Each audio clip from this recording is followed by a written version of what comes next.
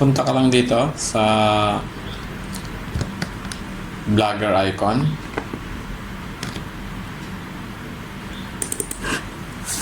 Open mo lang.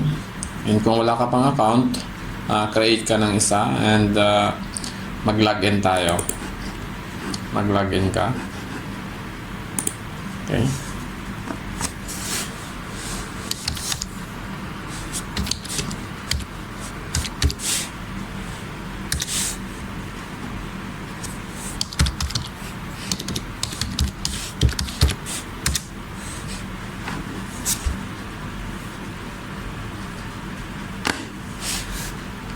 So kapag andito ka na, punta ka dito sa sa new post.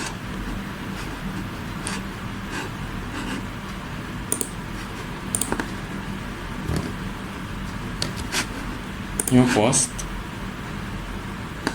So dito sa insert icon, may dalawang option dito, upload from computer and upload from YouTube.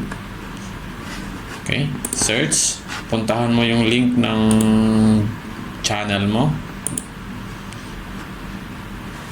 Kung gusto mo ito ilagay doon, copy mo yung share link and paste mo dito sa box, search box. Click on it and select. So you can adjust pwede mong i-adjust yung window nito. Depende sa preferred size na gusto mo. Okay, may isa ka na. So, i-repeat mo yung process. Pwede mong ilagay dito yung buong playlist ng channel mo, ng video. Okay. Maglagay pa tayo ng isa. Search. Puntahan mo ulit yung channel mo. Hanap ka ng ng gusto mong i-insert doon sa vloggers. Share link. Copy mo. And paste mo sa search box. Click on it and select again. So may dalawa ka ng video dito.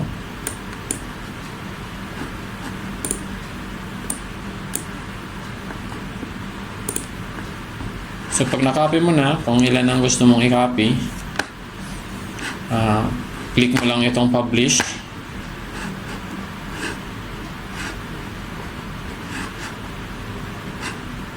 Publish. Click mo lang.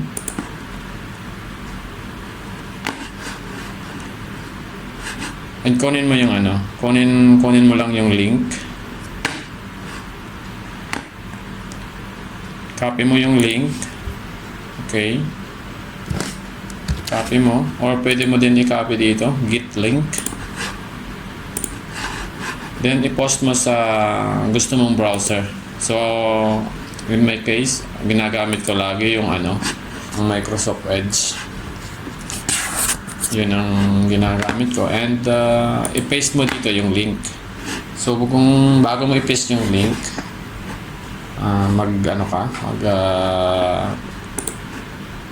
maglagay ka ng VPN extension. Yung na-install ko na yung VPN, yung isa sa ginagamit ko VPN is yung Orban VPN kasi marami kang pwedeng i-connect. And pwede mong pagpalit-palitin.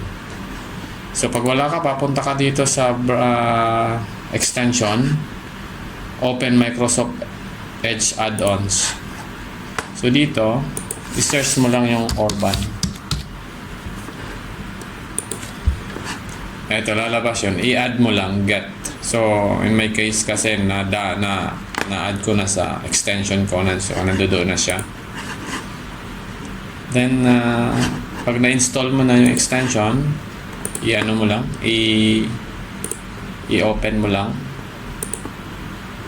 So, i-connect mo lang kung yung preferred na IP address mo. So, yun. I-paste na natin. Paste mo lang. Then, okay. So, ito na yung video mo. So, play mo lang.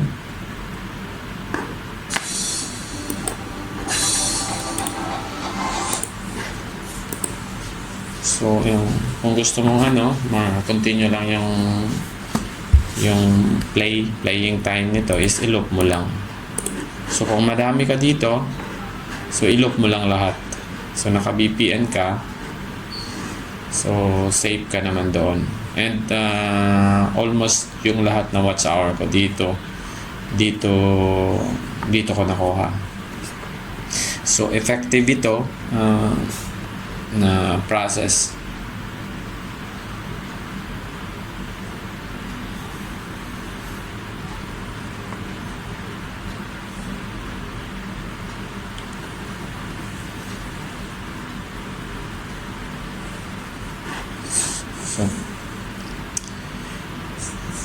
So yun, please like and subscribe to our videos for more videos tutorial.